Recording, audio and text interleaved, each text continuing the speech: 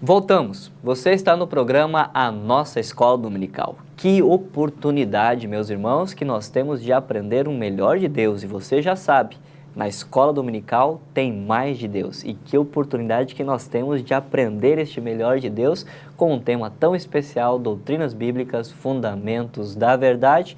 Hoje, em especial, juntos vamos aprender a lição número 11, Igreja, o povo de Deus. Glórias ao Deus bendito. Nosso plano de voo, nosso panorama da aula de hoje, o esboço da lição, está natureza da igreja, definição, origem e identificação. A existência da igreja, membros, líderes e ordenanças. E também a missão da igreja, adorar a Deus, manter comunhão e evangelizar e fazer discípulos. Que importante tema e que oportunidade que nós temos de conhecer os planos de Deus para a igreja. A igreja é o seu povo. Lembre, fazendo uma breve revisão, lembre que nós podemos identificar, estudar a Bíblia em 3 importantes tópicos. Quem é Deus, as criações e as criaturas de Deus e os planos de Deus. Sobre os planos de Deus é que nós estamos aprendendo. E os planos de Deus é o que abre essa sessão e que abre a lição de hoje, os planos de Deus e hoje, em especial, os planos de Deus para a igreja, o seu povo. Vamos conhecer essa definição da natureza da igreja. O nome simplesmente igreja, ele significa uma assembleia de chamados para fora.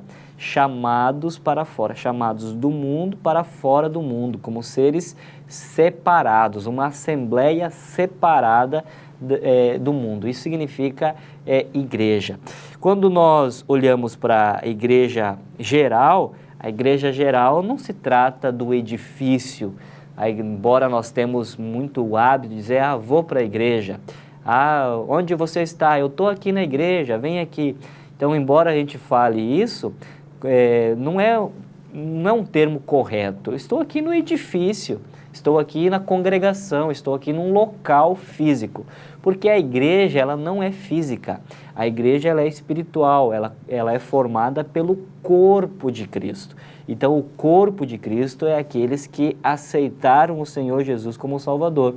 Todo aquele que aceitou o Senhor Jesus como Salvador é membro deste corpo, do corpo de Cristo, da igreja de Cristo, daqueles que foram chamados para fora, daqueles que estavam no mundo e agora fazem parte do corpo de Cristo. Muito mais do que do mundo, agora eles são de Cristo, são a sua igreja. Também existe o termo muito comum chamado de igreja local ou visível. Então, é a comunidade dos crentes de determinada região, determinado bairro ou determinada congregação. A igreja local. Então, são os membros de uma determinada cidade que compõem a igreja local daquela cidade.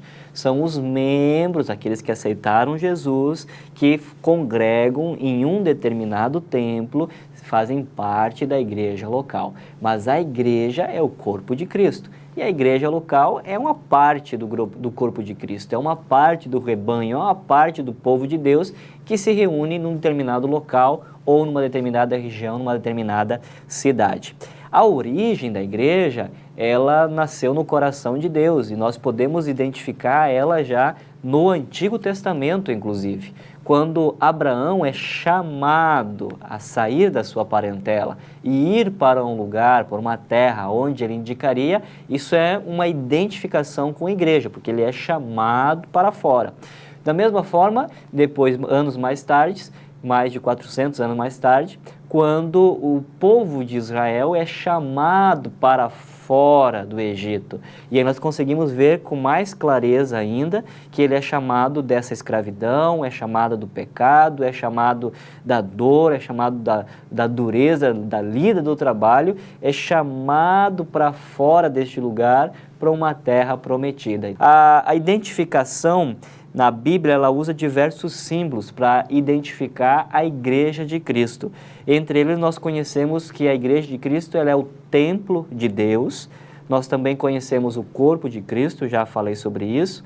Também está, inclusive, na nossa verdade prática, coluna e baluarte da verdade, que representa a missão do povo de Deus de viver de pregar e guardar a verdade eterna de Cristo. Isso significa, então, coluna e baluarte da verdade.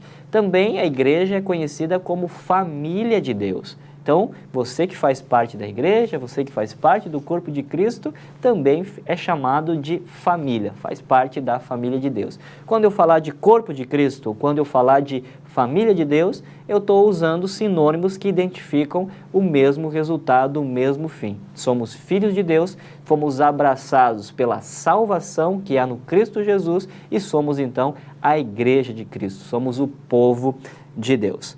A existência da igreja, o tópico número 2, nos fala de membros. Então a igreja ela é um corpo vivo, ela é um organismo vivo, constituída por vidas que foram transformadas pelo próprio Cristo. Isto é a igreja. Então a igreja ela não está no ambiente físico, ela não está somente ela está lá no edifício, ela está lá no templo. Quando os irmãos se encontram, ali é a igreja. Mas a igreja também está nas casas, de casa em casa e também no templo. A igreja se reúne todos os dias no partir do pão e assim, de uma maneira unânime, cresce e prospera para a glória de Deus. Então, isto é a igreja, um organismo vivo. A igreja ela não é parada, a igreja ela é ativa e como organismo vivo faz parte da sua natureza a multiplicação. Para poder fazer parte da igreja, primeiro precisa crer na palavra de Deus, receber a Cristo como seu único Salvador, ser batizado em águas como testemunho de fé e identificação com o Cristo Jesus e viver para a glória e honra, para o seu inteiro agrado, para a graça do Senhor nosso Deus. Também, nesse tópico ainda, quando a gente fala da existência de Deus, na existência da igreja, nós também, a igreja é constituída de líderes dentro da igreja. E esses líderes, eles são constituídos pelo próprio Espírito Santo. E o Espírito Santo, em todos os tempos e em todos os lugares, levanta líderes para dirigir a sua igreja, para guiar o povo de Deus. O Espírito Santo dá dons ministeriais, dons específicos que são atribuídos diretamente para os líderes da igreja, para que eles possam então liderar a igreja de Cristo e para que a vontade do Senhor seja feita no corpo de Deus, no corpo de Cristo, no templo de Deus, na família de Deus, na igreja. E também nós temos as ordenanças para a igreja. Nós temos as ordenanças que foi Cristo que nos ordenou. Bem simples, Cristo nos deu duas ordenanças bem específicas. Uma ordenança é o batismo em águas. Batismo em água significa mergulhar, imergir, representa para o crente a morte da vida espiritual, uma vida corrompida pelo pecado e a ressurreição agora de um corpo renovado, não somente físico, mas espiritual. Significa entregar a sua vida a Cristo e testemunhar que agora é de Cristo. Às vezes eu escuto algumas pessoas que ouviram a palavra e aquela palavra que ainda caiu em terra aí com terreno pedregoso. E sim, pastor, eu aceitei Jesus, mas eu tenho medo de me batizar. Por que você tem medo de se batizar? Porque se eu me batizar, eu vou me comprometer mais com Deus. Mas é isso mesmo, é esse o objetivo, para que você se comprometa mais com Deus e testemunhe que agora você é de Deus. Então, essa semente, ela precisa prosperar em terreno fértil e não em terreno pedregoso. Porque quando a semente cai num coração fértil, quer se entregar a vida breve, logo, para que entregar a sua vida ao Senhor Jesus e prospere para a honra e glória do Senhor nosso Deus. Fique ligado e nós já continuamos com a aula de hoje no próximo bloco.